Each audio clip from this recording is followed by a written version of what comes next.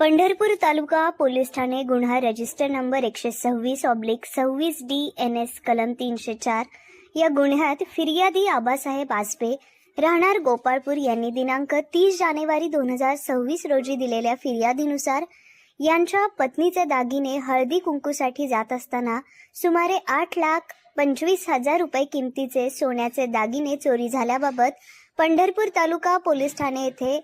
गुन्हा दाखल केला होता। सदर गुन्ह्याच्या तपासामध्ये फिर्यादी यांच्याकडे सखोल तपास करून त्यांनी दिलेल्या माहितीच्या आधारे फिर्यादीकडून घटनेची संपूर्ण माहिती घेऊन पंढरपूर तालुका पोलिसांनी घटनेच्या दिवशी हळदी कुंकूच्या कार्यक्रमासाठी आलेल्या लोकांकडे विचारपूस करून त्यातून सखोल तपासणी करून मंगळवेढा येथील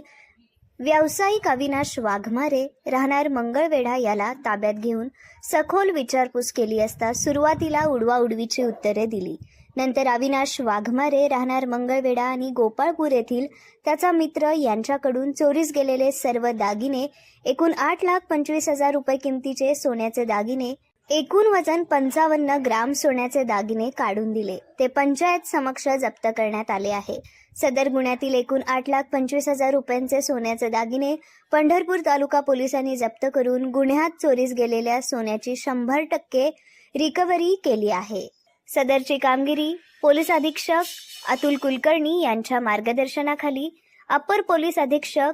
प्रीतम यावलकर, उपविभागीय पोलीस अधिकारी प्रशांत डगळे यांच्या मार्गदर्शनाखाली पंढरपूर तालुका पोलीस स्टेशनचे वरिष्ठ पोलीस निरीक्षक TY मुजावर, सहाय्यक पोलीस निरीक्षक